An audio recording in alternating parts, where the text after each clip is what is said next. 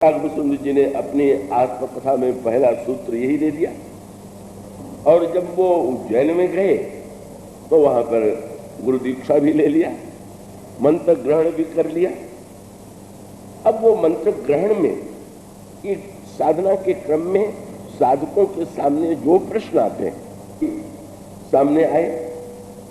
उज्जैन में जो गुरुदेव थे वो भगवान शंकर के परम भक्त थे और उनसे उन्होंने शिव मंत्र प्राप्त किया और शिव मंत्र प्राप्त करके उस मंत्र का जप करने लगे। किंतु उनके अंतःकरण में जो एक संस्कार बन गया था श्रेष्ठता और कनिष्ठता का, कौन श्रेष्ठ, कौन भगवान श्रेष्ठ, कौन देवता श्रेष्ठ, तो उनके मन में ये धारणा थी कि भगवान शंकर ही सब कुछ है और ये जो अन्य हैं वो तो उनका तो कोई महत्व नहीं। पर जो गुरुदेव थे उनका परिचय देते हुए भूषुंडी जी ने कहा, अतु कृपाल चित्त सम्यक बोधा। वो गुरुदेव तो वस्तुतः तत्वज्ञ थे और वो तो बोध स्थिति में थे। तो जब उन्होंने यह देखा कि इस मंत्र ग्रहण के द्वारा इसके अंतःकरण में जिस वृत्ति का उदय नहीं होना चाहिए उसी का हो गया। कल वो आपके सामने जो पंक्ति कही जा रही थी कि वो रामचरितमानस में कहा गया कि संत जो है वो तो प्रत्येक देश में प्रत्येक काल में व्यक्ति को सुलभ है और यदि संत सुलभ है तो सभी लोगों को लाभ होता हुआ क्यों नहीं दिखाई देता। तो ये जो प्रसंग है वो ये बताने के लिए है कि भाई वस्तुतः एक अनोखी पंक्ति आपको दो विरोधी वाक्य मिले। एक ओर तो कहा गया कि संत सुलभ है और इससे ठीक उल्टा वाक्य आपको उत्तरकांड में मिलेगा। क्या बोले, सत्य संगति दुर्लभ संसारा। लीजिए, एक पंक्ति में कहा गया कि संत का मिलना सुलभ है और दूसरे प्रसंग में कहा गया कि सत्संग दुर्लभ है। तो सुलभ है कि दुर्लभ? और इसका उत्तर यही है कि संत तो सुलभ है पर सत्संग दुर्लभ है। इन दोनों में अंतर है। और उसका अभिप्राय यह हुआ कि जैसे मेघ सुलभ हो सकता है पर जल जो है वो तो पात्रता से जुड़ा हुआ। कल जो बात आपके सामने कही जा रही थी, तो इसका अभिप्राय कि संत सुलभ होते हुए भी, संतों के सुलभ होते हुए भी संत मिलना सरल है पर सत्संगी मिलना बड़ा कठिन। समस्या संतों की नहीं है, सत्संगियों की। और उसका तात्पर्य यह है कि यदि हम संत के पास जाएं और जाकर के अपनी ही मान्यताओं का समर्थन चाहें, कई लोगों की यही प्रकृति होती कि वो पहले से ही मन और मस्तिष्क में कोई धारणा बनाए हुए और संत के पास जब जाएंगे तो ये चाहेंगे कि मैंने जो कुछ समझा है तब वो उसका समर्थन करें और ये कहें कि हाँ ये उत्तर है। और तब वो प्रसन्न होकर के कहते हैं कि हाँ महाराज बड़े उच्च कोटि के, माने हमारी मान्यता संस्कार का समर्थन करें तो उच्च कोटि के, और हमारी धारणा के विरुद्ध कुछ कह दें तो वो फिर तो उनमें योग्यता दिखाई ही नहीं देती। तो सीधी सी बात यही है कि जब घड़े को खाली करके ले जाया जाएगा तो उसको कई रूपों में श्री रामचरितमानस में प्रस्तुत किया गया और उस भूमिका के संदर्भ में भी जरा प्रसंग बड़ा व्यापक है।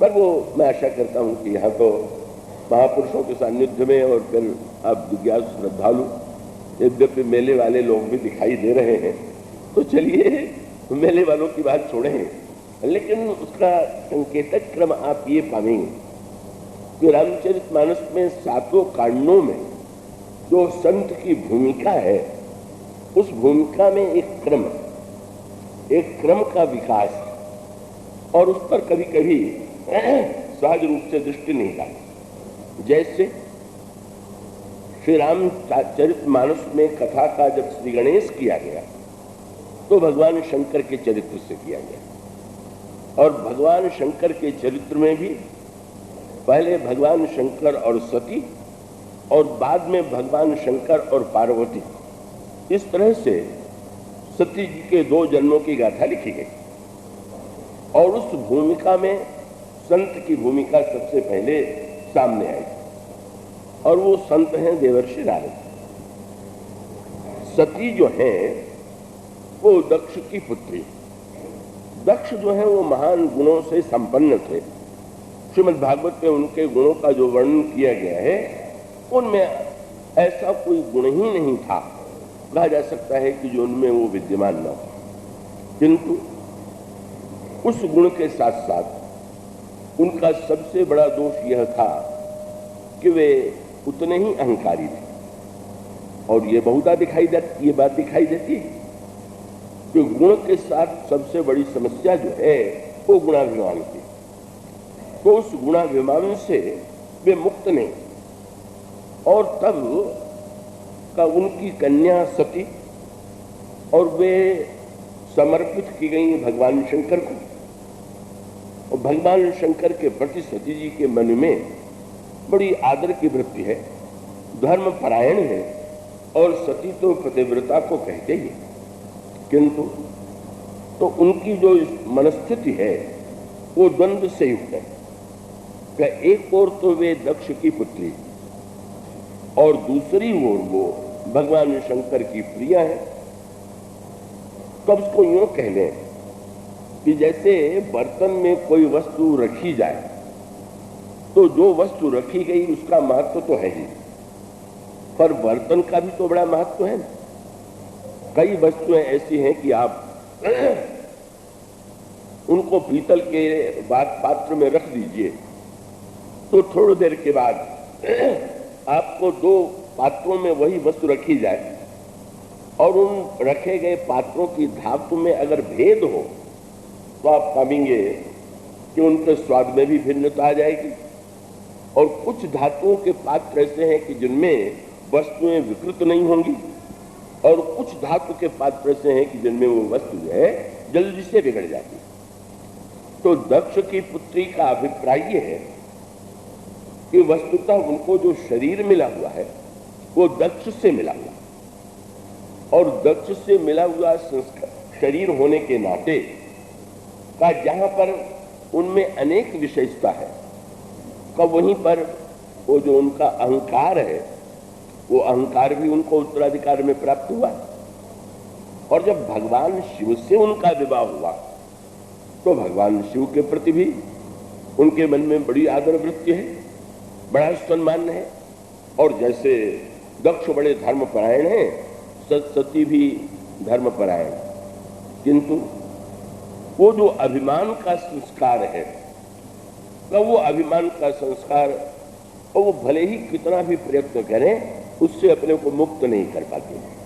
और इसीलिए राम कथा का श्री गणेश यहीं से तो किया गया कि भगवान शंकर एक बार कैलाश पर्वत से चल करके दंडकारण्य में कथा सुनने जा रहे थे।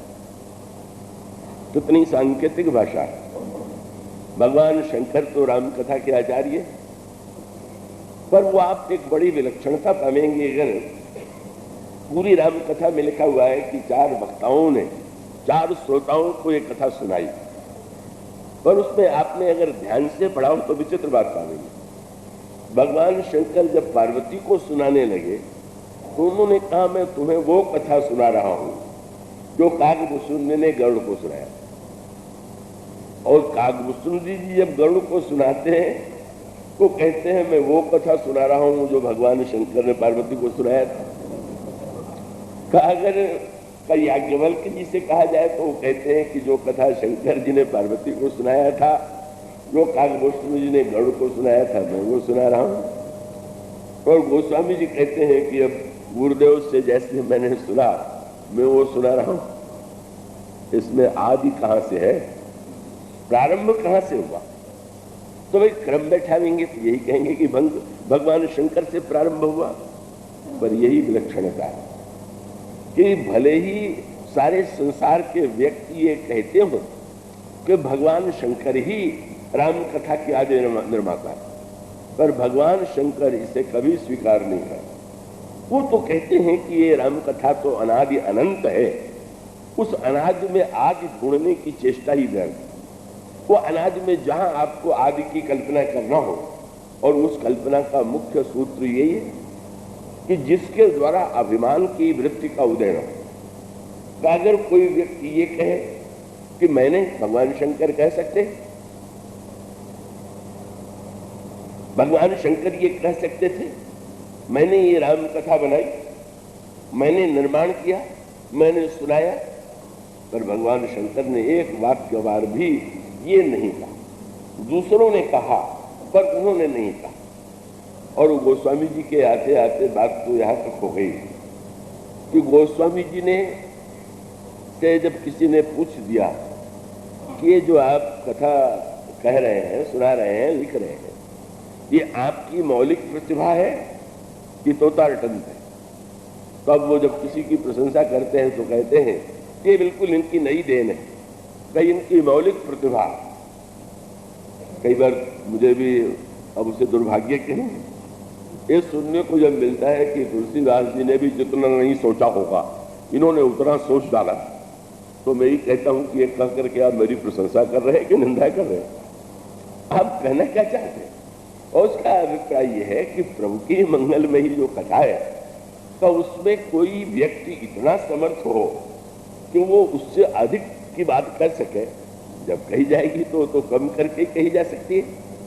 तो वस्तुतः जब तुलसीदास जी से पूछा गया कि आपकी ये स्वयं अपनी रचना है कि तोतारटंत है, तोतारटंत माने तोता जो है वो तो जो पढ़ा कीजिए उसको याद करके सुना देता है, तो वो स्वामी ने तुरंत कहा यहाँ तो जो कुछ है वो तोतारटंत है। तो महाराज ये तो कोई प्रशंसा की बात नहीं हुई, तो बड़ी मीठी बात गोस्वामी जी ने कही। उनका तोतारटंत तो है, पर तोते को पाठ कर पढ़ते देख कर व्यक्ति ये पता लगाता है कि इस तोते को किसने पढ़ाया। तो मुझे तोते को पढ़ते देख करके आप पता लगाइए कि इसको किसने पढ़ाया। और तब धीरे से उन्होंने कह दिया, बोले महाराज का आप ही आप हो नीके के जानत, राम तिहारो भरायो गढ़ायो, और कीर जो नाम रटे तुलसी।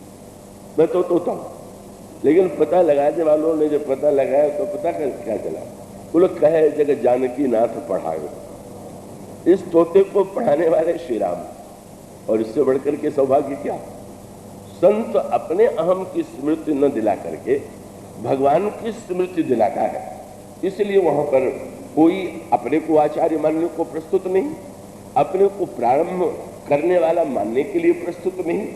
यही है भगवान शिव का दिव्य स्वरूप। श्री राम किंकर प्रभु शरणं प्रपद्ये।